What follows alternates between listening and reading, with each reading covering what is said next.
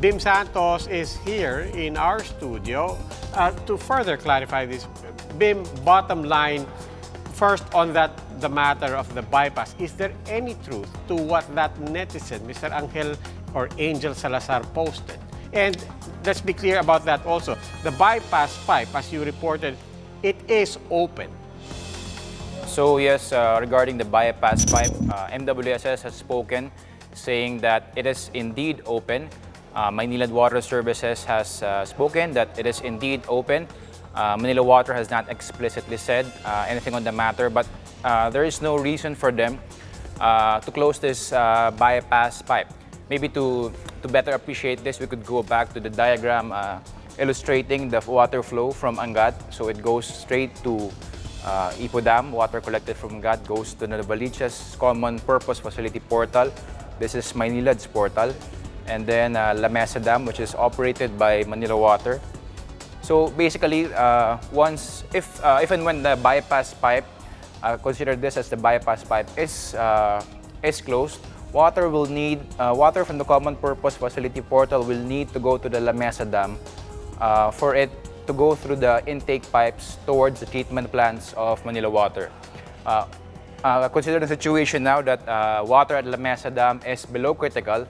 If the bypass pipe has been closed, water that's coming from Angat Dam will not reach the Balara treatment plant. So there's no reason for the bypass pipe to be closed right now. Otherwise, Manila Water will not be getting the 1,600 allocation that they're entitled to from Angat Dam. Okay, so we've gotten that out of the way, but to be clear about that, kung wala yung bypass, and if it was really closed, then there's no way for the water to be making it all the way to the Balara filtration plant. The fact that the water is in Balara means that that bypass is in fact open. Correct.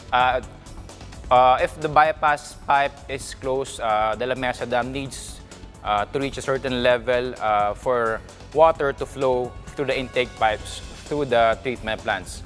So kung mababa yung tubig, they need to open the bypass pipes for water to bypass the La Mesa Dam, going straight from the common purpose facility to the two treatment facilities of Manila Water. Okay, so Bim, now na malinaw na yan, what can people now expect? What's the bottom line now for the outlook in terms of the supply of water, particularly for the eastern zone? So there are a couple of stopgap measures that are being put in place right now. For one, Maynilad will share a number of its excess water supply coming from its new treatment plant in Potatan. All told, they're targeting about 50 MLD coming from that cross-border flow, which they call it. And then aside from that, Manila Water is expecting about an initial 30 MLD from its Cardona treatment plant. That was actually a project that was initially expected to be on stream by December, but has been pushed back. MWSS actually said earlier today that an initial 10 MLD is now being given from this. Sorry, that's the cross-border flow. Manila Water is expecting about 30 MLD from Cardona to come on stream by the month. So in summary, about Cardona is expected to give at least about 25% of the supply deficit, and then the cross-border flow is expected to provide another quarter to the shortfall. And then to help cushion the other deficiency, the MWSS is also looking to reactivate closed deep water wells, as well as other provisions in terms of water trucks. MWSS said that for the summer, they're expecting water pressure to normalize, meaning there could be water in many areas that have no water right now, but the water pressure will not be as it was before this situation. If unless the rains come in La Mesa, this is something that we could expect to persist for the remainder of the summer. Okay, now Bim, there's one more thing that developed today that needs some clarification. The Malacanang says President Duterte has ordered the release of water for 150 days from Angat. and supposedly this is an order to the MWSS to tell Manila Water and Maynilad. A couple of things to clarify there. As the Philippine Star has reported, water is in fact already flowing from Angat. And the other thing is, why order Maynilad and Manila Water? They don't have control over Angat, do they?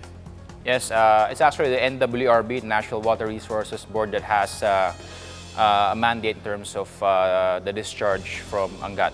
So I think the MWSS already also has given their statement with regards to the President's order. That's correct what you said, that this is something that is actually already being done as we speak. This water discharge from Angat continues 24/7 to fill the requirements of both the concessionaires.